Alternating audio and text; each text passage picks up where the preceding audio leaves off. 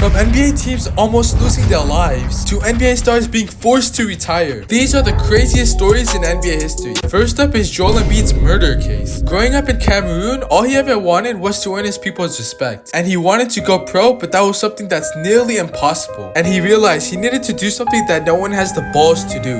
When I was about 6 years old, I had to go in the jungle to kill the lions. So I went into the jungle, killed out a lion, and he fell asleep, and then I just came and killed him. I carried the lion on my back to the village. Wait, you're 6 years old, you kill a lion, you bring the lion back to the village. Yep. Hold up, I've heard some crazy stories, but trying to fight a lion is different. But what LeBron did was the reason why he's the GOAT. A few weeks after choking another NBA Finals, he wanted to take his mind off things. So he hit up his boys for a vacation, and they flew to the Bahamas. And since they felt LeBron's pain, they allowed him to do the first activity. And of course, Bron was gonna go crazy drinking wine. But not long after, they decided to do something no other NBA player has ever done. Caught some jet skis? Nah. Rent a yacht? Nah. Melo wasn't feeling none of that and wanted to ride on something. So they all cruised out on the boat and life was good. But Melo wasn't there. And while they were having a good time, Melo was fighting for his life. Now I look up, the current is taking me in the middle of the ocean, like opposite from the boat. We couldn't see you. I know. Then I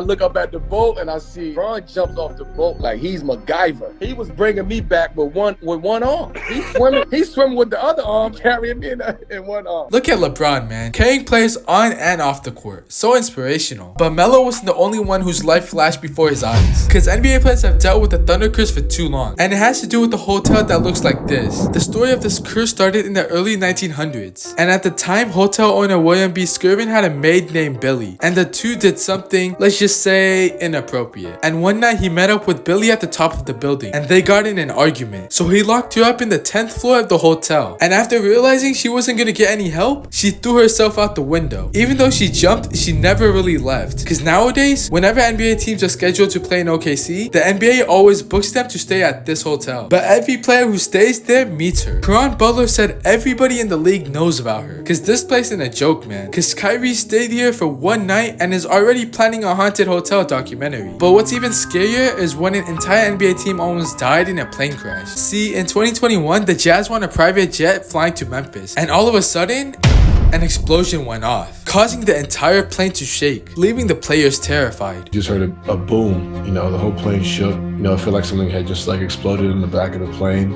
I immediately got to texting my mom and sister, my dad, just kind of saying yo, this could be it. Something was really wrong with the plane. It felt like the plane was breaking apart in midair. So people in the back of the plane said they saw flames, and people in the front obviously didn't know what was going on. And everybody came to the point where it was like, man, this might be over for us. The entire Jazz team was convinced they were gonna die. Now, thankfully, the pilot was able to pull off an emergency landing, and players asked what happened. And after investigation, a bird flew straight into the engines, causing it to explode. Man, these guys are lucky to make it alive. That's crazy. But what's even crazier is when DeMar DeRozan faced up against a crazy person who broke into his home. In 2020, DeMar was chilling in his $15 million crib, and DeMar's kids were playing upstairs and he was getting tatted up in his basement. And out of nowhere, the lights went out, and the kids were screaming.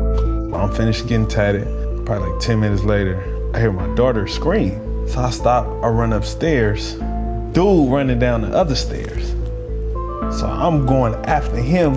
He go back out through the door, running, taking off. So at this point, once he get outside, I'm like, damn, I could catch him, but I ain't gonna catch him because I don't know if it's somebody else in the house. Left my kids in the house, so I go back in the house. It was crazy because dude hit the circuit box. That's why the lights went off in the house. Wow.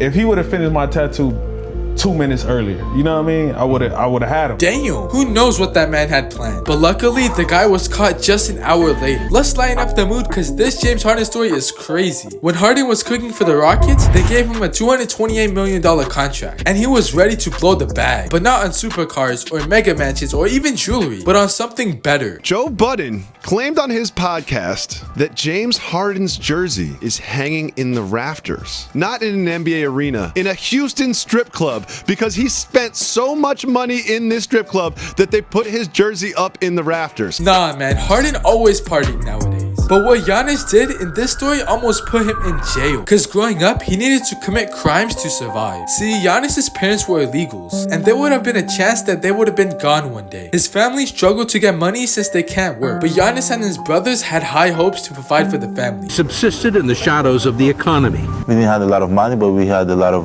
happiness. Peddling goods on the streets, just like these African migrants, hoping to make $25 or $30. We used to sell glasses, watches, then we used to sell CDs, DVDs. You must be a pretty good salesman.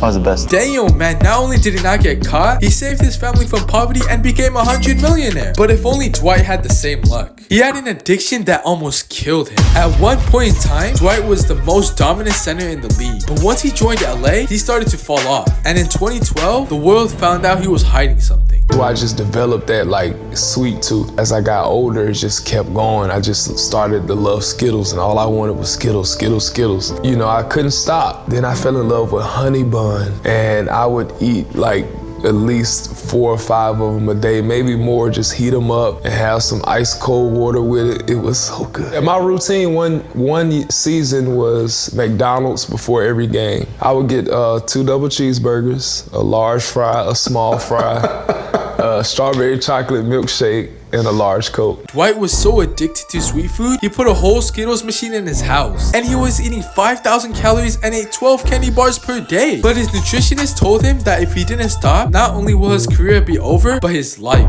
And Dwight vowed to change before it was too late. But Chris Bosh had a similar situation that nearly costed his life. Back in 2015, Bosh was playing in his 10th All-Star game, when all of a sudden, the entire left side of his body went numb, and he couldn't breathe. So after the game, Bosh went to his local hospital where the doctors found something crazy. I got a CT scan at the hospital.